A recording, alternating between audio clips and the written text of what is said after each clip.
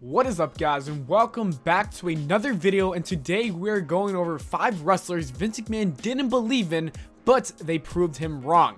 Coming in at number 5, we have Drew McIntyre. Drew McIntyre actually has a pretty interesting story involving Vince McMahon.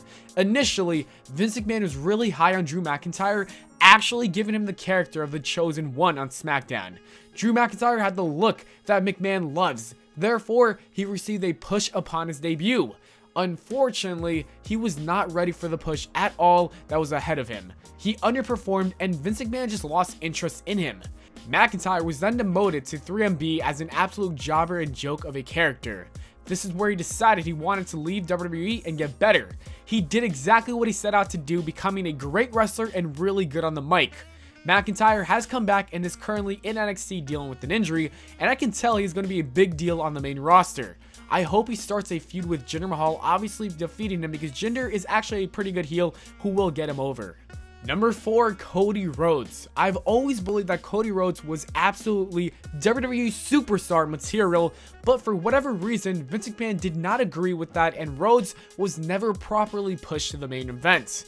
He even had a great storyline with the Authority where he and his brother Goldust were the hottest act of that summer. Seriously, go back to when they defeated the Shield at Battleground in 2013. The crowd went absolutely bazonkers in that arena for these two guys.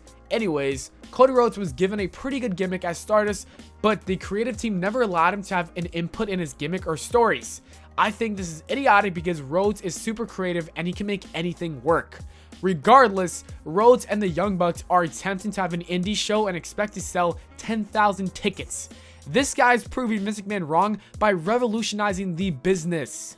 Number 3, Finn Balor. Recently, it has been reported that Vince McMahon does not want Finn Balor to face Brock Lesnar in a match for the Universal Championship because he's not over enough with the crowd. Huh? What product is Vince McMahon watching? Clearly, Finn Balor is one of the most loved wrestlers on the roster, and he receives one of the loudest pops every week on Raw.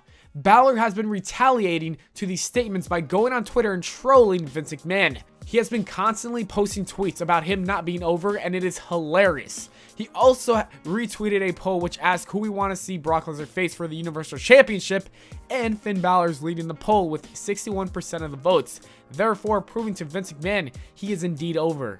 Number 2, Daniel Bryan. Upon arriving to the WWE, it was evident that Vince McMahon never truly believed in Daniel Bryan, let alone making him the top star of the company. Firstly, Bryan was fired for choking Justin Roberts with a tie. Bryan would then get called back and made his return many months later. Although Bryan was always involved in the US title picture, it was hard for someone like Bryan to even main event a WrestleMania.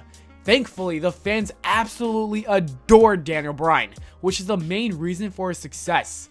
Bryan was left out of the Royal Rumble match in 2014, and the fans felt absolutely disgusted. They literally hijacked the show.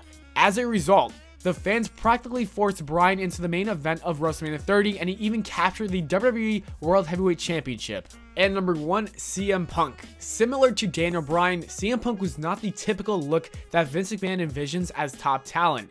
CM Punk was never even supposed to be called up to the main roster. It was actually Paul Heyman who really pushed for him to be on ECW. If it wasn't for Heyman, who knows if Punk would even have made it onto the roster. Anyways, Punk had 2 world title reigns and one of them was really bad before 2011.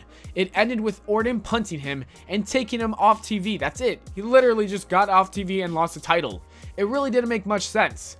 But it wasn't until Punk's pipe bomb when he was pushed through the moon as a top guy on Raw alongside John Cena. CM Punk was able to hold the WWE Championship for 434 days, proving to McMahon that he is one of the best in the world. And that is it for the video, guys. As always, thanks for watching. I hope you all enjoyed. If you did, please make sure to leave a like and subscribe for more, and I'll see you all later.